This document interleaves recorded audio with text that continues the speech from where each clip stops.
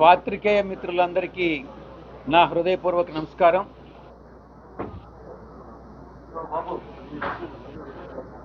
గతంలో భీమిలి, ఏలూరు, రాప్తాడులో సిద్ధం మహాసభలు వైఎస్ఆర్ కాంగ్రెస్ పార్టీ నిర్వహించుకోవడం మీ అందరికీ తెలిసిందే.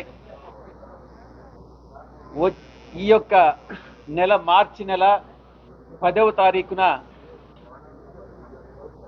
బాపట్ల పార్లమెంటు పరిధిలో అద్దంకి నియోజకవర్గంలో మేదరమెట్ల దగ్గర జాతీయ రహదారి పక్కన 4వ సిద్ధం మహాసభ వైఎస్ఆర్ కాంగ్రెస్ పార్టీ జరుపుకుంటుంది. ఆ మహాసభను ఉద్దేశించి అదే చివరి మహాసభ సిద్ధం మహాసభ అవుతుంది. ఆ తర్వాత ఎన్నికల పర్వం మొదలవుతుంది. ఎన్నికల ప్రచారానికి అది శ్రీకారం చుట్టినట్టు అవుతుంది. ఈ యొక్క మహాసభలో 10వ తారీఖున జరగబోయేటటువంటి మహాసభలో గౌరవ ముఖ్యమంత్రి వర్యులు, పార్టీ అధ్యక్షులు శ్రీ జగన్మోహన్ రెడ్డి గారు సభను ఉద్దేశించి దిశానిర్దేశం చేస్తారు.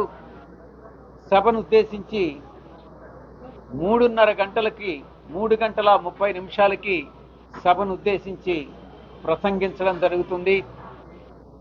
ఈ సభలో మనం గత 4 సంవత్సరాల 10 నెలల కాలంలో మనం పార్టీ ప్రభుత్వం ఏం చేసింది, ముఖ్యంగా బడుగు బలహీన వర్గాలకి, పేద ప్రజలకి, ఎస్సీ, ఎస్టీ, బీసీ మైనారిటీస్కి, ఎందుకంటే సమాజంలో అణగారిన వర్గాలు ఎవరైనా ఉన్నారనంటే వీళ్ళే కాబట్టి వారి అభివృద్ధికి కానీ, రాజకీయ, సామాజిక, ఆర్థిక అభివృద్ధికి మనం ఏం చేశాం అన్నటువంటి దాన్ని వివరిస్తూనే రాబోయేటటువంటి కాలంలో, రాబోయే 5 సంవత్సరాల కాలంలో తిరిగి అధికారంలోకి వచ్చిన తర్వాత మనం మేనిఫెస్టోలో పొందుపరచబోయేటటువంటి అంశాల గురించి కూడా గౌరవ ముఖ్యమంత్రి వర్యులు ఈ సభలో తెలియజేస్తారని మీ అందరికీ కూడా తెలియజేసుకుంటున్నాను. మేనిఫెస్టో అన్నటువంటిది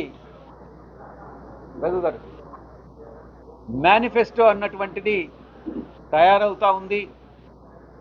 అది సరి అయిన సమయంలో ఆ మేనిఫెస్టోని రిలీజ్ చేయడం జరుగుతుంది. గతంలో ఏం చేశాం, రాబోయేటటువంటి 5 సంవత్సరాల కాలంలో ఏం చేస్తాం, ఎంత మనోరంజకమైనటువంటి పరిపాలన ఇస్తామన్నటువంటిది దీంట్లో వివరంగా తెలియజెప్పడం జరుగుతుందన్నటువంటి విషయాన్ని మీకు తెలియజేస్తా ఉన్నా.